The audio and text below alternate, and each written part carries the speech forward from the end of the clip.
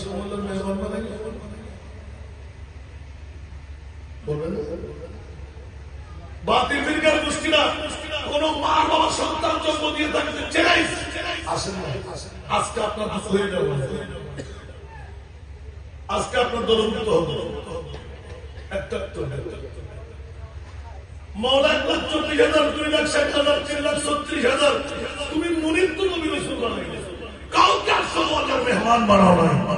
আপনার বিবেকের আদালতে রাখলাম, বাতিল ফিরকার বন্ধুদের বিবেকের আদালতে রাখলাম।